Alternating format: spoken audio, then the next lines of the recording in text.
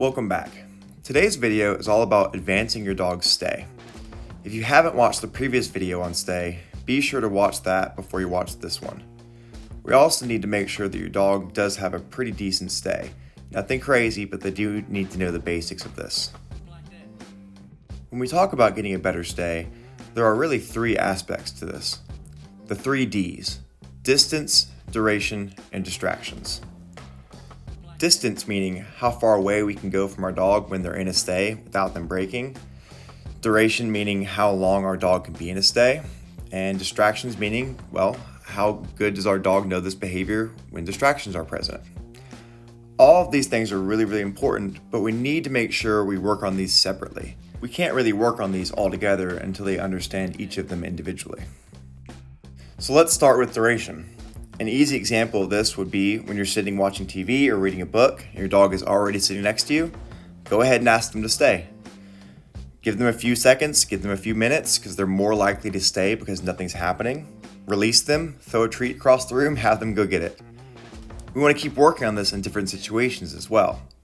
We just need them to understand that, well, they need to stay there until they get released. Next, we have distance. Since we are going to be adding a lot of distance, we want to make sure that our duration and our distractions are very low. So if our dog consistently breaks at about 10 to 15 feet, we want to start back at about 5 to 9, maybe 10 feet. Once we can get that consistently in different locations, we then can start moving 10 feet, 15 feet, 20 feet. We just want to make sure our dog understands that distance has nothing to do with it. Another example of this would be walking out of the room when your dog can't see you. A lot of times, as soon as we walk out of sight, our dog breaks the stay. So in order to work on this, try to release your dog several times right as you're leaving eyesight. As you progress, you start releasing a little bit later and a little bit later to where you can walk out of the room, wait 3 or 4 seconds, and then release. And then lastly, we have distractions, which definitely can be a challenge. When you're working with distractions, try to keep it small and simple at first with really short, quick stays. We don't want to have a lot of distance and we don't want to have a lot of duration. So example of this could be with a ball, it could be with another dog in the room or in the area, it could be with people in the environment.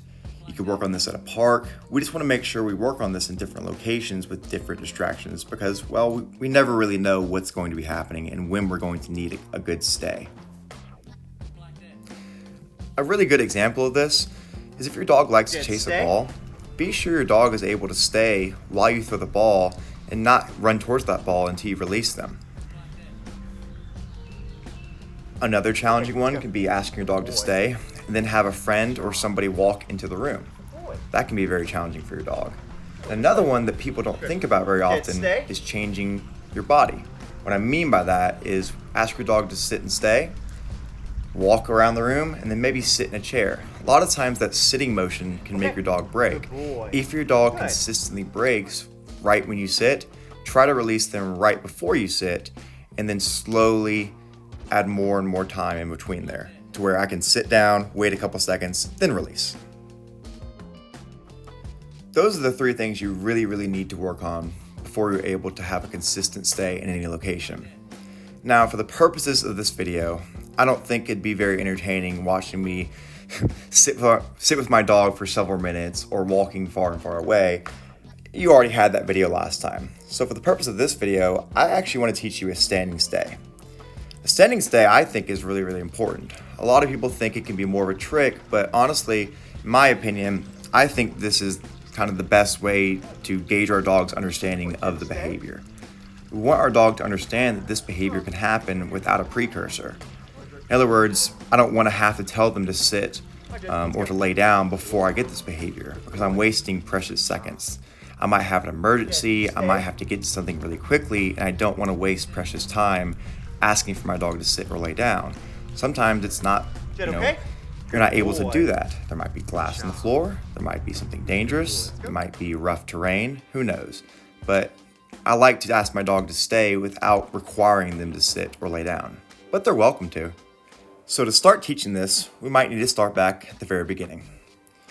I want you to start walking with your dog, and as you're walking, I want you to ask them to stay. Walk a few more steps and then pause. Hopefully your dog should stop, just for a split second, and then we are going to release our dogs very quickly. If your dog does not stop, that's okay. Just restart and try again. It also helps if you try to walk very slowly, almost at a snail's pace. A lot of times this helps out with the timing. Try not to stare at your dog when you're asking for this too. I don't want eye contact or having to face my dog to be a requirement in this behavior. Boy, Jed, stay. Okay, good. Good boy. Jed, stay. Okay, let's go. Boy, Jed, stay. Okay, good boy. Good. Good boy. Good boy. Jed, stay.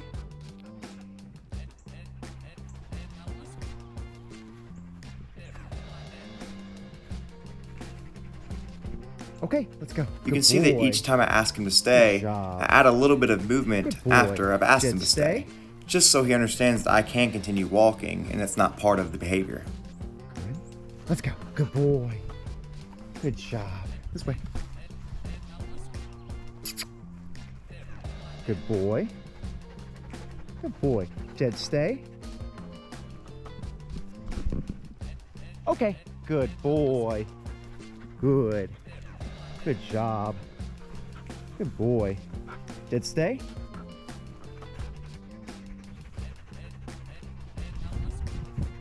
Okay. Good job. Go. Good boy. Jed, stay.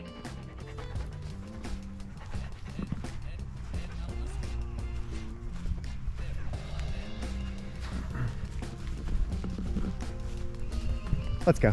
Good boy. Good job. And now for my favorite use of this. As a lot of you know, my dog Jed is pretty wackadoodle. He's got some issues, but don't we all? And a lot of times he's not really comfortable with people. So rather than putting the people through that and putting him through that, really, a lot of times as I approach someone on the street or I have someone coming over or I'm just out and about and I see someone I need to talk to, I want to ask my dog Jed to stay before I get to that person so I don't have to put him in that situation. I love teaching this because I want to set my dog up to be successful, but sometimes I do need to attend to something. Now, rather than cutting this video and showing you the perfect results of this, I did want to show you what happens when you fail. Try to work on this with a leash if you're not comfortable with it, of course. But if your dog doesn't stay when you ask for it and you keep walking, just reset them, try again. It's really helpful to work on this when you don't need it so that when you do need it, you can be successful. Work on this with friends or family members. That's really, really important. Jed, stay.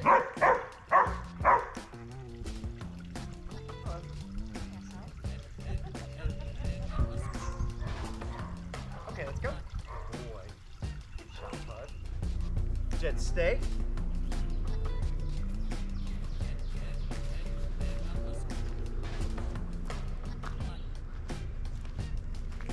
And then, of course, we add back in the 3 Ds, distance, duration, distractions.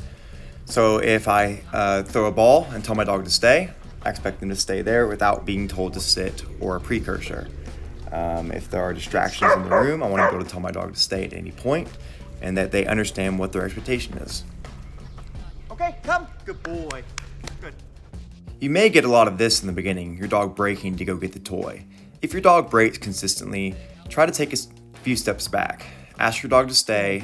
Instead of throwing the toy, maybe just set it down a few feet away. And then set it down farther and farther. Then, when you get to the throwing part, start back maybe from a few feet, tell your dog to stay, toss it, 3 to 5 feet, and then release them. And then slowly add more distance to that. Good job. And there you have it. You should be well on your way to teaching your dog a perfect stay. I think, honestly, this is one of the most useful behaviors you can teach your dog, and I love it. I use it daily. I hope this video was helpful to you. If you have any questions, reach out to us. In the meantime, follow us on Instagram, Facebook, TikTok, and YouTube. And be sure to check out our podcasts. Until next time.